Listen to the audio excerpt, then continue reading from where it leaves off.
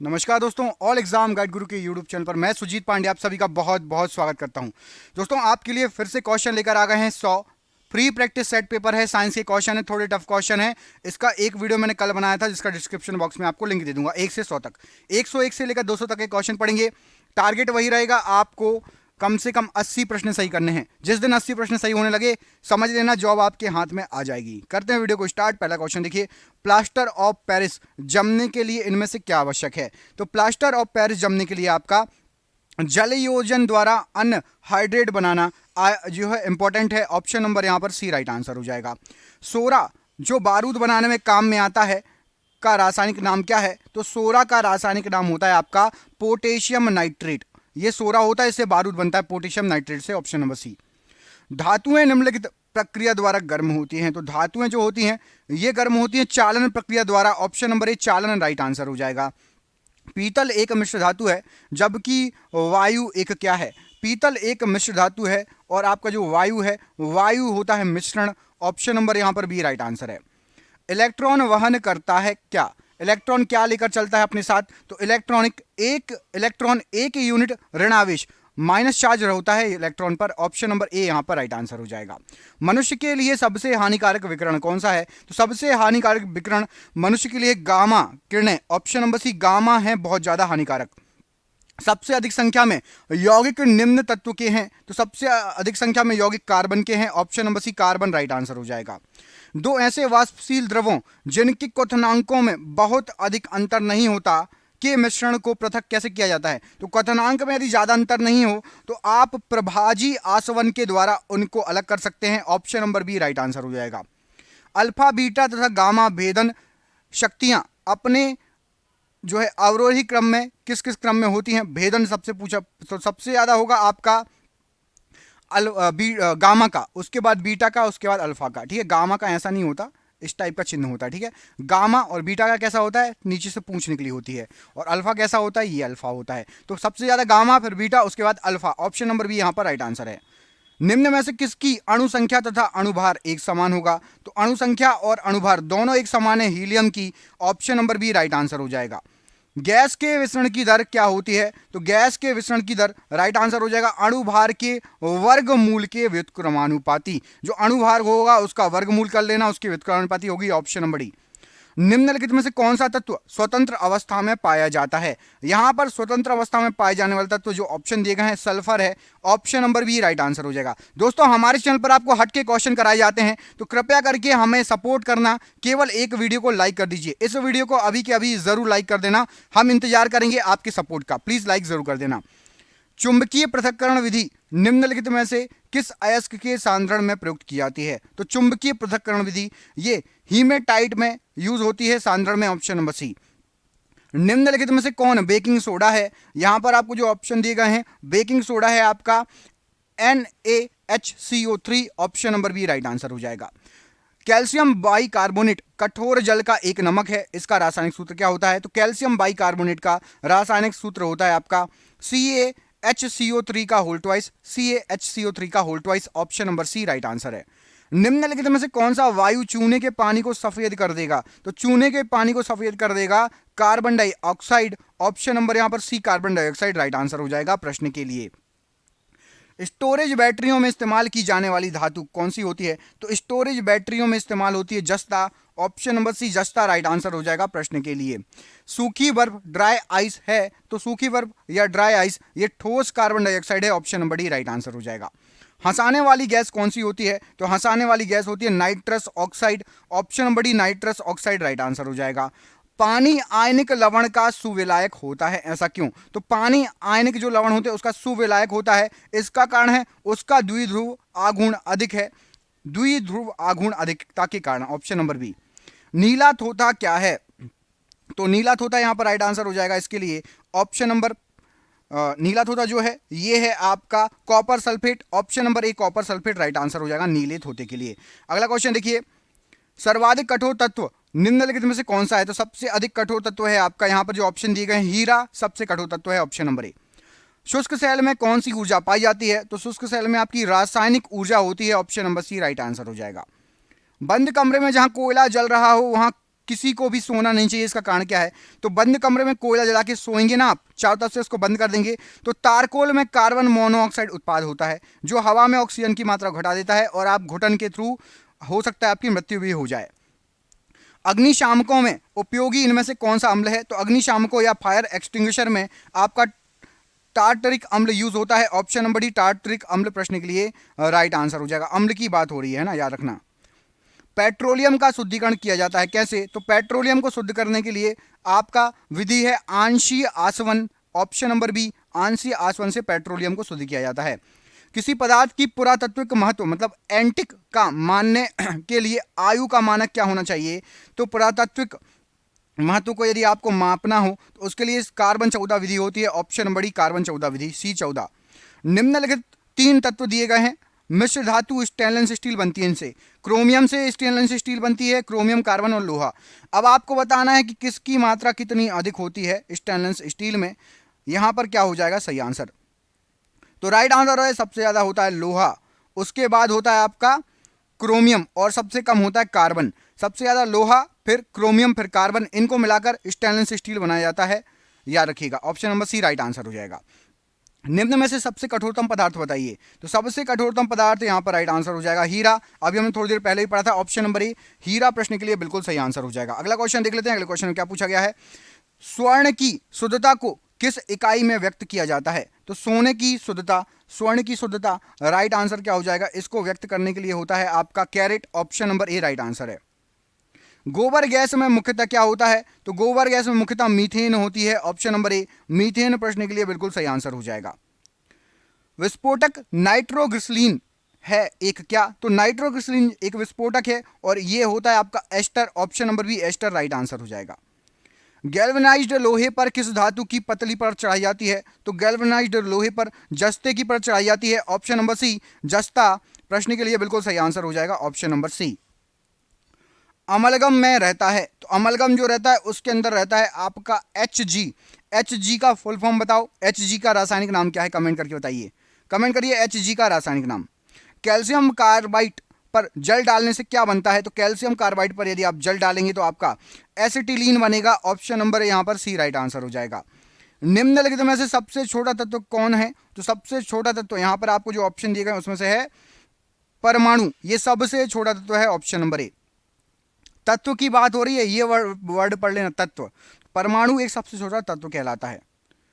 घन धातु में होता है क्या क्या? तो घन धातु जो होती है उसमें होता है आपका Cu, Sn और Zn। ऑप्शन नंबर यहां पर सी राइट आंसर हो जाएगा, Cu, Sn, Zn। O2 किस रूप में जाना जाता है? तो O2 या ऑक्सीजन को जाना जाता है ऑक्सीजन के रूप में। ऑप्शन नंबर ए ऑक्सीजन कहा जाता है। O3 क्या है बताइए? O3 किस रूप में जाना जाता है? आपके पास ऑप्शन नहीं है, जो ऑप्शन लिखे इनमें से बताइए O3 क्या है, कमेंट करके बताइएगा। बाजार में बेचे जाने वाला मानक 18 कैरेट सोना मतलब कितना शुद्ध हुआ? तो जो 18 कैरेट सोना होता है उसमें आपका राइट आंसर क्या हो जाएगा? 18 भाग सोना रहेगा और 6 भाग अन्य धातु रहेगा। 18 कैरेट सोने में 18 भाग सोना और 6 भाग अन्य धातु। विद्युत शैल में किस तरह की ऊर्जा निहित होती है? तो विद्युत शैल में राइट आंसर हो जाएगा रासायनिक ऊर्जा होती है। Option number C right answer है। साधारण नमक का रासायनिक नाम क्या है? तो साधारण नमक का रासायनिक नाम है sodium chloride. Option number B right answer हो जाएगा।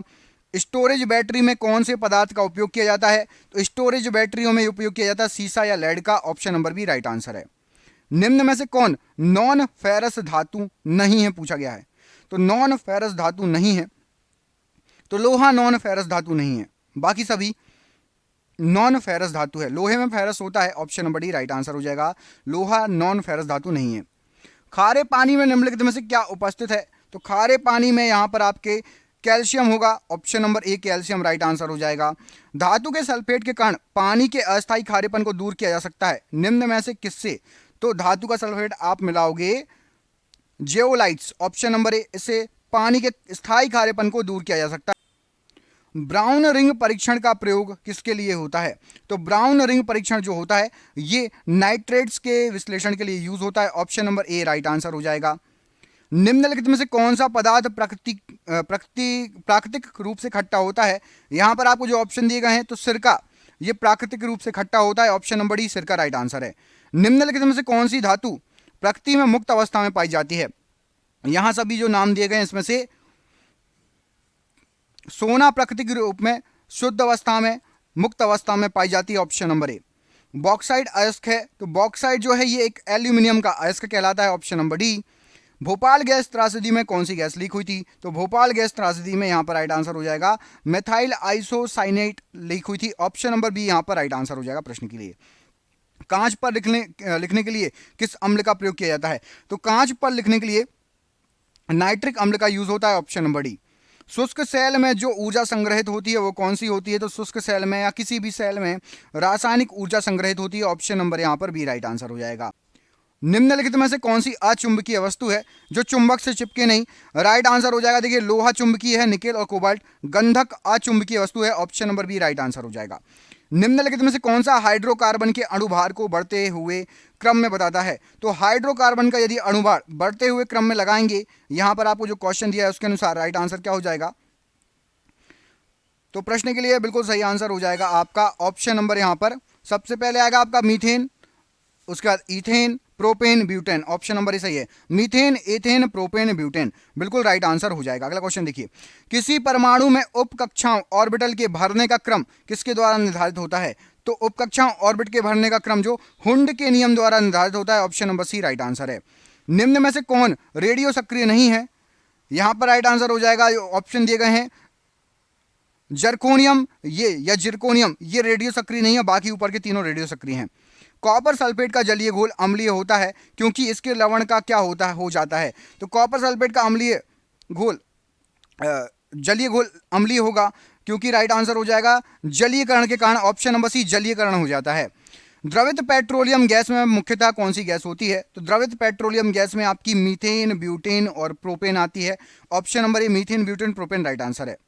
अगला क्वेश्चन देखिए, निम्नलिखित में से कौन सी धातु मुक्त अवस्था में मिलती है? तो मुक्त अवस्था में पाई जाने वाली धातु है आपकी सोना, option number B right answer हो जाएगा। पटाखों के फटने के बाद दिखाई देने वाला चमकीला लाल रंग निम्नलिखित में से किसकी उपस्थिति से होता है? तो पटाखों के अंदर आपका ट्रांसियम के कारण लाल रंग आएगा, ऑप्शन नंबर ए ट्रांसियम। कोई भी पदार्थ जो स्वयं को परिवर्तित किए बिना रासायनिक अभिक्रिया की दर को प्रभावित करने में समर्थ रहता है उसको क्या कहेंगे? तो रासायनिक अभिक्रिया की दर को परिवर्तित भी कर देता है और खुद में कोई परिवर्तन नहीं होता, यह राइट आंसर हो जाएगा, उसको कहेंगे उत्प्रेरक, ऑप्शन नंबर बी उत्प्रेरक। मरकरी सल्फाइड क्या है? तो मरकरी सल्फाइड ये आपका वर्मिलियन है, ऑप्शन नंबर ए वर्मिलियन मरकरी सल्फाइड कहलाता है। ट्यूबलाइट में मुख्य रूप से गैस भरी होती है कौन सी? तो ट्यूबलाइट के अंदर भरी होती है पारे की वाष्प प्लस ऑर्गन, ऑप्शन नंबर यहां पर बी राइट आंसर हो जाएगा। निम्नलिखित में से कौन सा एक सबसे भारी तत्व निकेल का समूह है? सबसे भारी तत्व निकेल का समूह प्रश्न के लिए राइट आंसर हो जाएगा प्लेटिनम, ऑप्शन नंबर ए प्लेटिनम राइट आंसर है। निम्नलिखित में से कौन सा पदार्थ शुद्ध कार्बन से बना होता है? तो शुद्ध कार्बन से बना हुआ पदार्थ यहां पर आपको जो ऑप्शन दिए गए हैं उसके अनुसार राइट आंसर हो जाएगा graphite, option number C graphite right answer है। पकाने के लिए किसका उपयोग होता है? तो फलों को पकाने के लिए आपका एथिलीन गैस का उपयोग होगा, ऑप्शन नंबर ए एथिलीन गैस प्रश्न के लिए बिल्कुल सही आंसर हो जाएगा। कार्बनिक यौगिक में हाइड्रोजन के अतिरिक्त कौन सा तत्व सामान्यतः होता है? तो जो कार्बनिक यौगिक होते हैं उसमें हाइड्रोजन तो होता ही होता है, साथ में आपका कार्बन भी होता है, option number D right answer हो जाएगा। ठोस कार्बन डाइऑक्साइड को क्या कहा जाता है? तो ठोस कार्बन डाइऑक्साइड को शुष्क बर्फ कहा जाता है, ऑप्शन नंबर बी शुष्क बर्फ राइट आंसर हो जाएगा। जब किसी द्रव की 1 किलोग्राम मात्रा अपने क्वथनांक पर द्रव से वाष्प में बदल जाएगी, मान के चलिए 1 किलोग्राम मात्रा 1 केजी मात्रा की बात हो रही है, तो इसमें अवशोषित होने वाली ऊष्मा को आप क्या कहेंगे? तो राइट आंसर हो जाएगा जो इससे अवशोषित ऊष्मा होगी तो ना वो वाष्प, कोई भी नहीं, इनमें से कोई भी नहीं, सभी आंसर गलत हैं, option number D right answer हो जाएगा प्रश्न के लिए। बॉक्साइड अयस्क से किसी धातु की प्राप्ति होती है, तो बॉक्साइड अयस्क से आपको धातु मिलेगी कौन सी? एल्यूमिनियम, ऑप्शन नंबर यहां पर डी एल्यूमिनियम प्रश्न के लिए राइट आंसर है। भिन्न भिन्न नियत दबावों पर गैसों के आयतन तापक्रम आचरण को दर्शाने के लिए आरेखित वक्र रेखा क्या कहलाती है? तो इन सभी को दर्शाने वाली आरेखित किस किस को? तापक्रम, आयतन, आचरण, VTP रेखा, यह वक्र VTP वक्र रेखा, ऑप्शन नंबर सी यहां पर राइट आंसर हो जाएगा। रेडियो सक्रियता का मात्रक क्या है? तो रेडियो सक्रियता का मात्रक है आपका curie, option number B curie right answer है। निम्नलिखित में से किसमें रासायनिक परिवर्तन होता है? तो रासायनिक परिवर्तन आपका लोहे में जंग लगने में भी होगा, लकड़ी का जलना और लकड़ी का अपघटन, उपरोक्त तीनों में रासायनिक परिवर्तन होता है। निम्न में से किसका घनत्व न्यूनतम है? तो न्यूनतम घनत्व होगा लकड़ी का, ऑप्शन नंबर यहां पर डी लकड़ी का न्यूनतम घनत्व होगा। साबुन बनाने की प्रक्रिया को क्या कहा जाता है? तो साबुन बनाने की प्रक्रिया साबुनीकरण कहलाएगी। Option number A right answer हो जाएगा। बायोगैस में अधिकतम मात्रा में निम्नलिखित में से कौन सा गैस पाया जाता है? तो जो बायोगैस होती है अधिकतम मात्रा में तो मीथेन होती है उसमें। Option number C methane right answer हो जाएगा। ऐसे दो तत्वों जिनमें इलेक्ट्रॉनों की संख्या भिन्न भिन्न है लेकिन जिसकी द्रव्यमान संख्या समान हो को क्या कहेंगे? तो इलेक्ट्रॉन की संख्या अलग अलग है, द्रव्यमान एक सा है लगभग। राइट आंसर हो जाएगा संभारिक। Option number D right answer है। निम्नलिखित में से सबसे भारी धातु कौन सी है? तो सबसे भारी धातु है यूरेनियम। ऑप्शन नंबर ए यूरेनियम राइट आंसर हो जाएगा। स्टील की कठोरता प्रदान करने के लिए बढ़ाई जा सकती है, तो स्टील की कठोरता प्रदान करने के लिए कार्बन की मात्रा बढ़ा देंगे। Option number B right answer हो जाएगा। घरेलू एलपीजी सिलेंडरों में दाब मापक नहीं प्रदान किए जाते हैं, ऐसा क्यों? तो घरेलू एलपीजी में दाब मापक प्रदान नहीं किए जाते हैं, इसका रीजन है आपका ये एलपीजी सिलेंडरों में गैस की मात्रा को प्रदर्शित नहीं कर सकते। ऑप्शन नंबर यहां पर डी राइट आंसर हो जाएगा। रेफ्रिजरेटर की बात हो रही है, में प्रशीतक होता है, तो रेफ्रिजरेटर के अंदर आपका फ्रीऑन प्रशीतक होता है। Option number C right answer हो जाएगा, फ्रीऑन। द्रव धातु का एक उदाहरण क्या है? तो द्रव धातु का एक उदाहरण है mercury. Option number C mercury right answer है प्रश्न के लिए। पारा या मरकरी का स्रोत क्या है? तो पारा या मरकरी सिनेबार इसका स्रोत है। ऑप्शन नंबर ए सिनेबार राइट आंसर है। धोवन सोडा का रासायनिक नाम क्या है? तो धोवन सोडा का रासायनिक नाम होता है सोडियम कार्बोनेट। ऑप्शन नंबर ए सोडियम कार्बोनेट राइट आंसर है। बैटरी के ऋण ध्रुव से जुड़े हुए इलेक्ट्रोड को क्या कहा जाता है? तो ऋण ध्रुव से जुड़े हुए इलेक्ट्रोड को कैथोड कहा जाता है। ऑप्शन नंबर ए कैथोड राइट आंसर है। निम्नलिखित में से कौन सा एक पोटेशियम उर्वरक नहीं है? यहां पर आपको जो ऑप्शन दिए गए हैं उर्वरक के बारे में बात हो रही है, तो पोटेशियम क्लोराइड ये पोटेशियम उर्वरक नहीं है। Option number B right answer है। विद्युत मरकरी लैंप में रहता है, तो विद्युत मरकरी लैंप में आपका कम दाब पर पारे की पारा रहता है। Option number A right answer हो जाएगा, कम दाब पर पारा। निम्नलिखित में से कौन सी धातु ऑक्सीजन के साथ तेजी से अभिक्रिया करती है? ऑक्सीजन के साथ तेजी से अभिक्रिया, यहां पर जो ऑप्शन दिए गए हैं F E ferrous. Option number C यहां पर राइट आंसर हो जाएगा। निम्न में से कौन एक मूल कण नहीं है? यहां पर आपको तीन ऑप्शन दिए गए हैं, तीन में से न्यूट्रॉन और इलेक्ट्रॉन मूल कण है, ड्यूट्रॉन मूल कण नहीं है। Option number C. पदार्थ के आणविक भार की गणना किसका मापन करके की जा सकती है? तो आणविक भार की जो गणना है ये वाष्प दाब के मापन से की जा सकती है। ऑप्शन नंबर ए। एल्यूमिनियम धातु का अयस्क है, तो एल्यूमिनियम जो है एल्यूमिनियम धातु का अयस्क हो जाएगा आपका bauxite. Option number A right answer हो जाएगा। किसी परमाणु की परमाणु संख्या बराबर है, तो किसी परमाणु की परमाणु संख्या ये किसके बराबर होती है? ये होती है न्यूक्लियस में प्रोटॉनों की संख्या के बराबर। Option number D right answer है।